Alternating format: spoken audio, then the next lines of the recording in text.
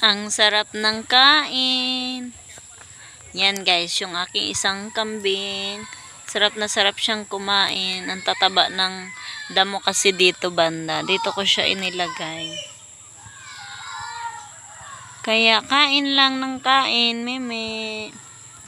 Sinasanay ko kasi siya guys. Ngayon ko lang siya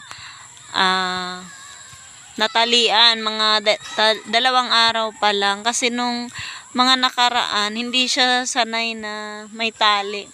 Ngayon, nagpupumiglas siya. Kaya, tinalian ko na. Kaya, kunyari, maluwag lang siya. Hindi pa siya totaling nakatali talaga. Inaano ko lang, sinasanay ko lang siya na may tali siya. Kasi nga, tumatakbo na rin guys. Malayo nang nararating pag pinabayaan ko.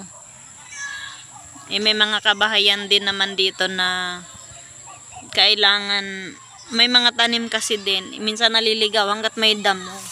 Pumupunta sila. Kaya kailangan talaga mabantayan. So may time din mga nakapulupot na sila pag nakatali.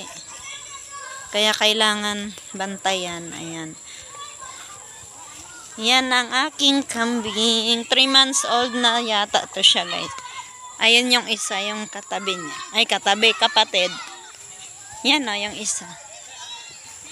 Kapatid niya.